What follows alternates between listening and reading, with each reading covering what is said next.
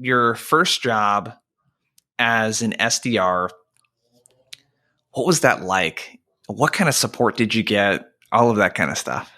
Yeah, it's really great question. So my first job as an SDR, I cold called a guy called Alistair Henderson, who's now a board advisor to TrainYo and become a really good friend.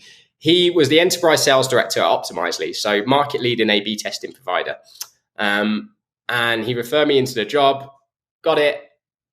And what they were doing was moving out. One, they'd hired a new sales SDR manager who had no SDR or SDR management experience, high performing AE, who transitioned into that role from a different company.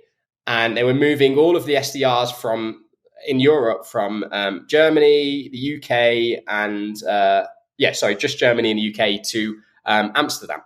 So the manager started. I was the first SDR in the office. In the coming months, more SDRs started to join me as they were relocated. And I was throwing outreach, right, as my SCP, which I now love, absolutely love outreach. But at the time, I was like, well, what's this? I know what Salesforce is because I've used that in recruitment. But what's outreach? Why do we need another piece of tech? And no one really explained that to me. All I saw it was, it's simply a burden. I was like, I've got my spreadsheet. I've got my phone. I like these data tools you have, but why do I need a sequence, right? And the most annoying thing for me is, as someone who's dyslexic, I really struggle with adapting to new technology and processes that are foreign to me. There's partly a stigma, I think, in my mind.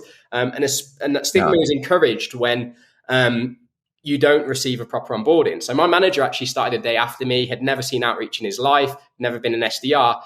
I was more familiar with outbound sales processes to a degree at that point in time than he probably was. So I had a really painful 3 months trying to figure out what outreach was and why it was useful. And after those 3 months, I fell in love with it. But I was constantly working against red tape in the system.